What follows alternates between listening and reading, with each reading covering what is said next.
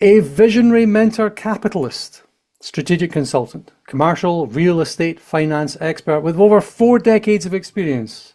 He scaled the eponymous Cohen Financial from 200 million to a staggering 6 billion in originations, with an extra 35 billion with a B in servicing. He's a master of corporate recapitalization, advising some of the top firms in the industry.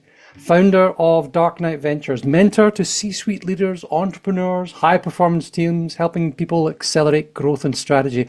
And beyond business, he's the author of Freedom Frameworks. He's got a second-degree black belt in Tomiki Aikido, certified scuba diver, crossfitter, licensed airline transport pilot, and would you believe, a genuine fan of James Bond. A true industry icon, a lifelong adventurer. Jack Cohen, thank you very much indeed for joining me. Welcome to the Leadership That Sells podcast, where we help you lead first and sell more with great insights and tactics from the best minds we can find. Every leader is in sales, whether you're selling products, ideas, a mission or a vision, and great sales team in particular need great sales leaders. When managers bring out the best in their teams, targets get hit on time every time without stress. But most sales leaders never learn how to lead. They wing it or they repeat bad habits and the cycle continues. Sales leaders need practical, real-world ideas that fit their busy schedules, and that's why we created the Leadership That Sells Playbook course. 9 short weeks changes your world. Check it out at the Practical Leadership Academy. And now, on with the show. Paul, thank you. And the real James Bond, Sean Connery, none of those other fake guys either. Frankly, Moneypenny, your plan for world domination is involving some sushi, and it's a bit whatever. Yeah. It's the only impersonation I can do. The thing is, if you can impersonate Sean Connery, you can impersonate a Russian transport submarine captain. You can impersonate your average war hero. You can impersonate anybody. It's great. Yeah. Even the Untouchables. That's it. He just plays him. You bring a knife. You bring a gun. That's the Chicago way. What's that? Chicago, West Glasgow, sunshine. That's great. It was a milkman. Did you know that? He was a milkman. I did not. I remember that he was a bodybuilder. That's how he got picked up for the movies, I think. That's it. He had a bit of the muscles. Mad. So, how did you get a pilot's license? And not just a pilot license, but an airline, like a proper commercial job. So not to beat the James Bond thing to death, but he had a seminal moment at 10 years old when Sean Connery was in Thunderball. And in Thunderball, he had a black belt. He flew an airplane. He scuba dived, and he was this dashing, debonair kind of guy. And I kind of began my bucket list, and so hence the martial arts and the scuba diving. And I started taking flying lessons way back in 1984. And one of the things, I've never been addicted to drugs, but I can't imagine that it's any less expensive or harder to shake than aviation. And what happens is you start flying more and more complex airplanes, and it costs you more money, and you start getting more licenses. And so the highest license you can get in the United States, I assume in the world, is an airline transport pilot license. And I fly a light jet, a Citation jet at 41,000 feet, 450 miles an hour. And I fly it single pilot. Unless my wife or grandchildren are in the plane, they demand a second pilot. I don't know why, but they're not worried about me dying in the airplane. They're only worried about how do they get to the ground. So flying just became one of those things I got addicted to. It sounds very similar to my interest in vinyl, cigars, and classic vehicles. We're attracted to them you're attracted to them by the inconvenience and the expense. Yeah, that's true. It's funny. It's true. It's really true. Magnificent, absolutely magnificent. Well, I gave you a summary introduction there. What did I miss out? I don't think I missed out much, because what the heck? No, that was a great introduction. I wish my mom was alive to hear it. The interesting thing, Paul, I got 2 things out of college, only 2. An instructor once told me, never take a job where the responsibility is not commensurate with your authority. And when you look back at any point in time in your career, do you want to say that you had 1 year of experience repeated 43 times? Or did you want 43 years of experience? And I never forgot that. And, we were joking about James Bond and the various skills. But the reality is I have been addicted to acquisition of skills. I tell people if you're seeking success in any career, there's only three things you need to do. But you need to do them every day. You need to be willing to acquire skills, accumulate experiences, and develop relationships. And I think it's as simple as that. And so for me, the whole skill acquisition thing is I really do have 43 years of varied experience. And when I add to that my experience in the real world, whether it's travel or martial arts or flying or rock climbing or whatever it may be, all of those did two things for me. It altered my perspective about interacting with other people. And I also found, especially in business, people do business with interesting people. I don't know a lot of, I have IT people who come solve my problems, but I don't know a lot of people seeking out IT people to do business, unless you really know them for whatever background they're doing. And so, as an owner, an operator, an investor, as a hired gun, as just another guy trying to help others optimize their journey, that's who I am. Hmm. Hmm. I pretty much love everything about what you just told me. One of the things that I look for when I hire people, and I try to hire people with experience, is differentiating between uh, extension and depth. So you've Yeah, very got good.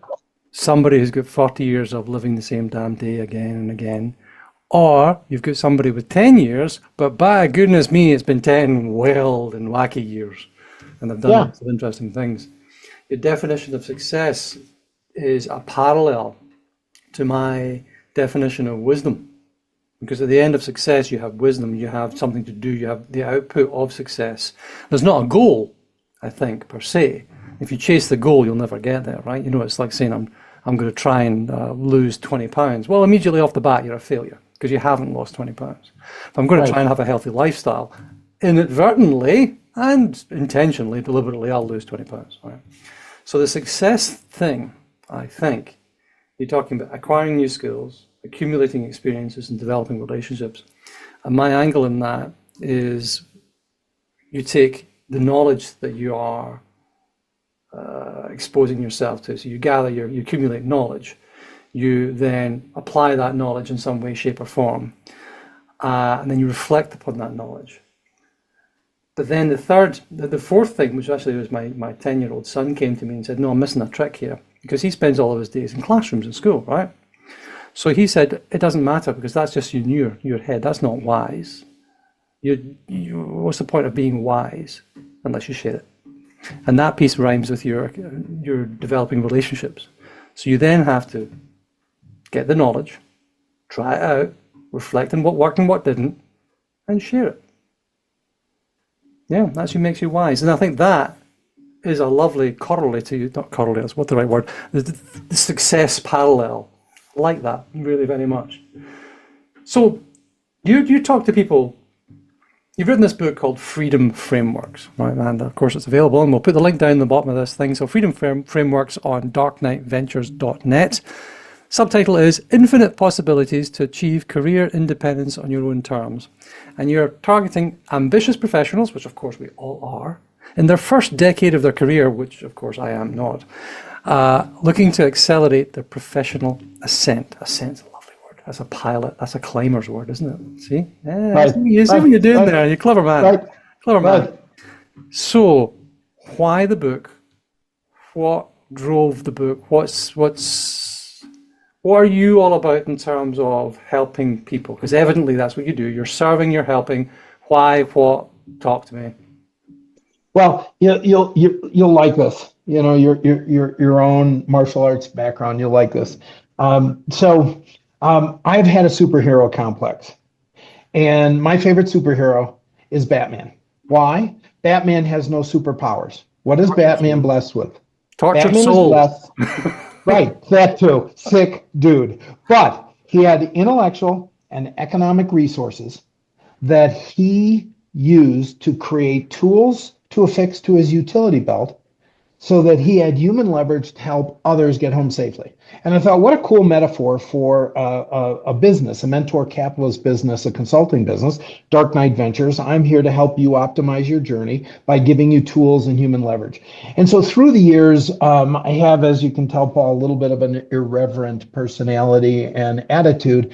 I have been doing industry roundtables at conferences. I get up to 30 participants, and I facilitate a discussion in front of an audience of people, and I don't know what's going to come out of my mouth, and it all works. And I had this idea, wouldn't it be interesting to do this with young professionals? And so at one of these associations, I got a closed ballroom, no audience other than young professionals. They were between 25 and 35 years old, and I started facilitating this discussion.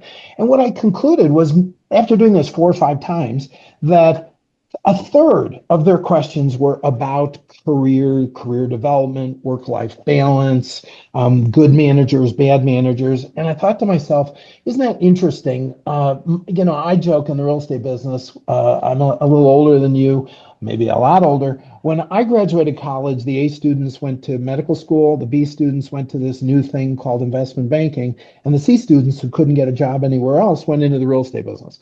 And so our industry is well paid for transactions, not for leading, future leaders. And so I have for more than 50 years collecting these, I call them stupid human tricks, but they were really frameworks so that I could be better, faster, and more effective. I didn't think I was a world-class athlete. I was one of those grinders who just liked to compete. And I figured tools, tools, tools. So I said, can I curate these? And I sat down one day and literally inventoried 60 sound bites and frameworks and started building the book out. And then I got a writing coach, and he said, well, you have to target this to somebody. I said, what are you talking about? These are frameworks I use to manage me, to manage others, to manage teams, to manage businesses. This stuff works. He says, yeah, I don't care. You need to target it to a market. So I said, okay, my gift is to the young professionals, 25 to 35 years old. How can I create a playbook, a workbook, a resource for them to go back to and you find tools, practice those tools, and apply those tools? So it was really all about helping the young professional who had a shitty manager and administrator on top of them have a self-career management playbook and a skill for self-efficacy, right? If I don't advocate for myself, who else will? If I'm not for me, who is? But if I'm only for me, says I think Rabbi Hillel, if I'm only for me, what am I? Yeah. So and the like what am I piece is the service piece that you have to bring yourself. So if you are, I think, served, as you are serving, if you are served and you look at that and you reflect and you say that was service, then the next step, one would hope, is for you yourself to internalize and say, and I must also serve, because it makes you feel good. It's actually good for your soul, apart from good for the world. So, yeah. Totally. Okay, so you've got 60 plus tools, frameworks, stupid human tricks, rules of thumb, programming language. Once you work out, I think that we are. Somebody called us once moist programmable robots. And you work out what the programming language is, and that you can, in fact, hack it. You can change how you behave. You can change how other people behave just by using words, concepts, ideas, reframes. I love reframing things. It's very, very powerful. Can you get what's a couple of your favorites? Well, I think I talk about, it's funny, if you go to the gym and somebody puts on the floor for you a 100-pound dumbbell and you go try, what's easier, pulling the dumbbell or pushing it? And I think what most people will find is pulling it, right? You've never seen a horse pushing a cart. The horse pulls a cart. Yet we as human beings are buried in our current reality, our day-to-day activities. And good or bad, we're doing the best job we can to survive and prosper. How can we create pull energy? How can we begin with the end in mind? And so one of the frameworks Somebody once told me context gives meaning to content. If you and I are at the end of this and you say bow because we're in front of a virtual public audience, we would bend at the waist. But if you and I were standing at the shore at a dock and there was a beautiful boat and you said bow, I would look to the front of the boat. My point is, context gives meaning to content. Wars are fought in content. Albert Einstein said you can't solve a problem at the level at which it was created. You have to go up a level and up a level and up a level until you can find a context that allows you to do that. And so I talk about this in the book. Can you create pull energy based on an intended future that is really a byproduct of your fantasy? And whether or not you're doing annual goals and objectives, and we're going to say, okay, Paul, it's January 2025. What do you want to talk about? What are we going to celebrate in success in 2026? Don't write it. Just tell me a story. And you're going to talk about, the beautiful garden or coaching your son's soccer team or whatever it may be. And I have found if I can get people to articulate what a picture of good looks like, it creates pull energy to help them through their day-to-day. Entrepreneurs build businesses from, clients and revenues and a current problem. But how many people actually fantasize what the business would be in the future and work backwards to find the milestones that they need to get from point to point? And then is the business about them, or is it about accomplishing this success or this outcome as a team through the efforts of others? And you talked about this earlier in our conversation. What do people know the difference between source activities and outcomes? Right? I do a good job at my job, I get paid, right? You could argue that the money is the outcome, but it's really not. The money is a source activity for what I'm going to do with that money. And that breaking life down functionally like that, I think has been eye-opening for a lot of people, because we as human beings tend to complicate stuff unnecessarily. Mm-hmm. If we could kind of step back and look at it, I have found these are some of the elements that I've talked about in the book. That's marvelous. I mean, you touch on, I think, what do people call them these days? Is the if you think it, you can achieve it, that sort of stuff, the visualizations and all that stuff. I mean, visualization is a powerful tool. It's a powerful technique. I think it was, you go to people like Norman Vincent Peale, you go to Jose Silva, you go to Dale Carnegie, all these things. These books from the 1930s that are still in print. Interview with the Devil, magnificent book. 1937 he wrote it, didn't print it until after his death because he was afraid. He was afraid of the power of it. And having read it, you say, wow, actually, yes. They don't allow his books in some US states' prisons. Yeah. Because it's such powerful stuff. And it's the idea of drifting versus intentionality. It's exactly as you say, the control that you can have, these stupid human tricks, knowing what you want and working backwards. Yeah, makes perfect sense. Okay, have you done it? Well, no. Would you try? That's that. Getting people to do these things to any degree of microscopic consistency is immensely powerful. Immensely powerful, transformative. Okay, so that's you talking about, I would say, the foundations to the Cohen method, right? What I think would be your how-to advice? What would you say? Because I do like to try and find a how-to for this. So the closing the title of the podcast is Practical Leadership, How to Do a Thing, right? What would you say is that one? What's the how-to? What do you want to do?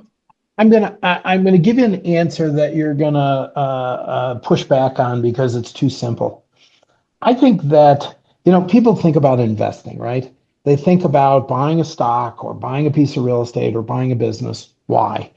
They have valued the future and current potential of income they'll receive, right? And so people think about that, and if they bought a house, maybe they'll invest in it and they'll improve it. Or if they bought a business, maybe they'll do some coaching and try and improve it. Why don't people recognize that their most valuable asset that they'll ever own is their own earning power? Think about it. If I'm willing to pay 20 times income, right, a five cap for a government lease on a building, what would I pay for the income stream of my ability to get paid by others to support them? And so I really believe if people can invest in themselves, cross train, educate themselves, play a long game, if they could hold in their mind that they're not looking for a $50,000 raise so that they can do blank, but rather that $50,000 raise may represent 750,000 or $1 million in self-worth, and how do they enhance, protect, and grow their earning power?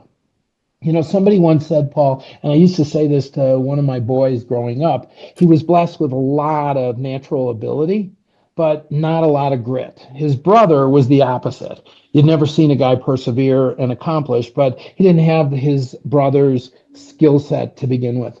And I used to say to him, life is super hard if you only do the easy stuff. But if you're willing to do the hard stuff, what you're going to find is life gets easier and easier. And I think people have artificial fears of failure because they rationalize their station in life. But if they, it's like, yeah, this hotel, I'll stay at this hotel, but it's a shitty hotel and, that's all I can afford, right? But would you aspire to staying at a resort instead? Can you approach your career and your capacity to earn lifetime earnings by investing in yourself to expand and bring that reality together? So it's recognizing that over time, not even accrued, not even compounded, but over time, your earning potential has a quantifiable, objective value, and dialing that back to the present and saying, how did I get there? Correct. How did I Correct. invest And myself to get there? yeah, and the easy example for somebody who's not usually thinking about buying income streams is the little old lady in Pasadena who's in retirement, right? She has to have a savings of blank at the end of her working career, or so that when she is no longer serving another for money, how does she live? And if you think about that, your capacity to be hired by somebody else, an employer or a customer, creates revenue for you. What are you going to do with that revenue? Are you going to invest further in yourself? Are you going to expand your skill set? Are you going to be more valuable to somebody else? And over time, part of it is putting it in savings. But why are you putting it in savings? Well, so that you get interest income. So can you think of your career as you're getting paid as interest income? All the investment I have made in me is creating revenue for me. How do I enhance that? How do I make myself more valuable to another? How do I get paid more because I am creating more value for somebody else? It's an interesting. I talk about this in the book. There's a guy. He's running around the UK. A guy by the name of Darren Sherlaw, who had a consulting business called Sure Laws, and in it he created 20 frameworks for small business enterprises, and really brilliant in its simplicity. And one of his frameworks was assets predate income in a business, whether it's a brand, whether it's intellectual property, whether it's squatters' rights because you have a barrier, a moat in your business, these assets have to be in place before you can have income. Why can't we think of ourselves that way? If I am the most valuable asset I'll ever own, influence, and control, how do I enhance that asset to create income for me that I can capitalize on? All meanings of the double entendre there. That will provide me for freedom to do what I want with my life, personally and professionally and familially. The wisest man is he who takes his purse and empties it into his head. Really, Yeah, really, for sure. yeah. I think it's Sulla or one of those Romans, Greeks, one of them. Yeah. You touched on something before, which I think I think it's almost the idea of embarrassment, fear of failure and embarrassment. I think there are quite clearly two emotions. There's love and there's fear. And the closer you are to fear, the harder your life is. Fear can drive and push you, but I think the love side of the equation pulls. And on that side of the equation is service. On that side of the equation is leadership. On that side is all the good stuff. And the closer you get to it, I think the nirvana of agape, whatever you want to call it, you recognize that embarrassment isn't a thing, and that there's no value in being embarrassed. It's purely a status thing. It's purely an internal thing. It's purely a personal opinion on your part, and quite frankly, it's none of your business what people think about you. Right. So if you can go over that, and it is something I genuinely have only realized in the last 5 or so years, as I've been trying to do stuff for myself and not hiding under somebody else's wings as a corporate slave. And I had wonderful jobs and wonderful managers and a lot of good opportunities. But it's not really giving a damn anymore. Just trying stuff out. If it goes horribly wrong, well, people have short memories. In fact, people don't have any memories at all. The person who pays most attention to what you say is you. So if you tell yourself that this doesn't matter, if I get it right, great. If I don't, great. It was Jocko Willink, I think it was, or one of those guys. He said, when something goes wrong, the first word out of your brain, swiftly followed by out of your mouth, is good. I didn't get the promotion. Good. Means we get time to get better for the next one. We didn't win that client. Good. Means we can focus on the others because they're more important. This didn't go well. Good. And pause and find out exactly why it's good. Why is it good? And if you can say good, it means you're learning. Yeah, I love how you laid that out. In the book, I talk about somebody once told me, a coach I had once told me, all events are neutral. The only thing that's positive or negative about the event is the story you choose to tell yourself about the event. Yeah. So choose your stories well.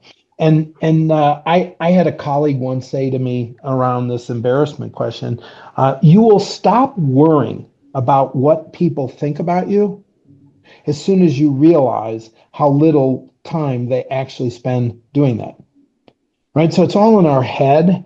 I talk about it in the books about dreams and demons.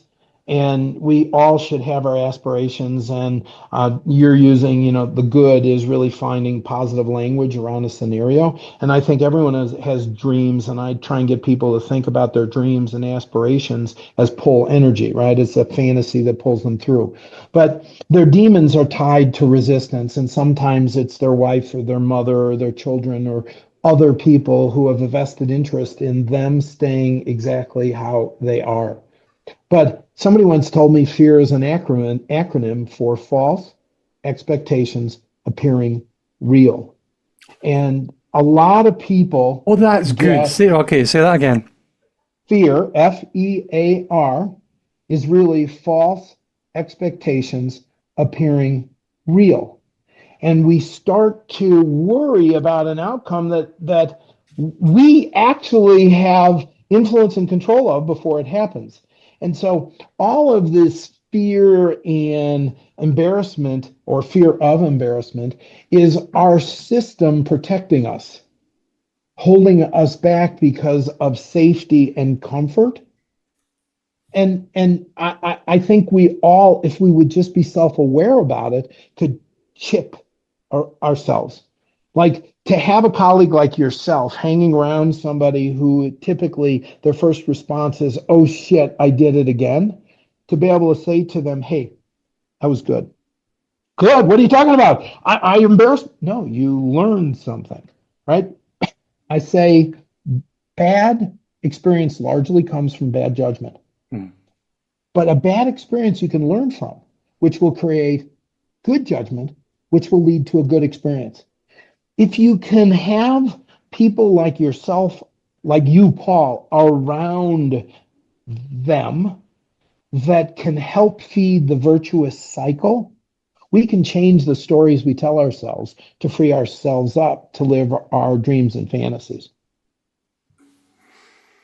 With bells on, I think. With absolutely. Beautiful, beautifully put.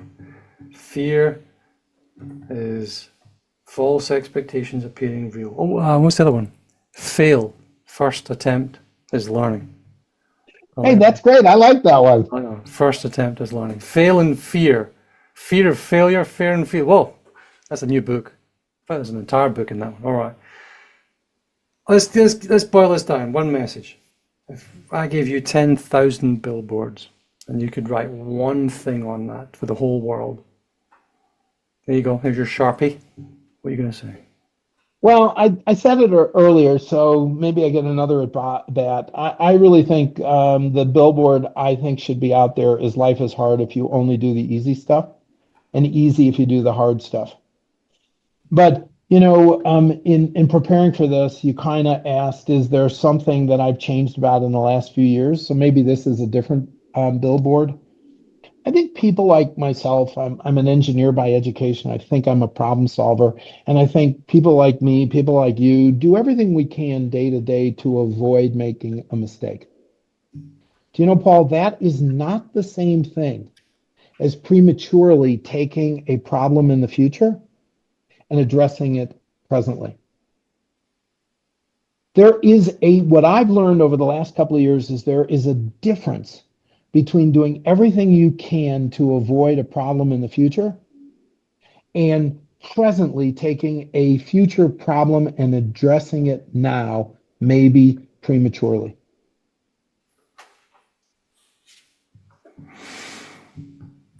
That's avoiding your heart attack by changing your diet. Even though you think of things, that's pulling some personnel thing into the now. That's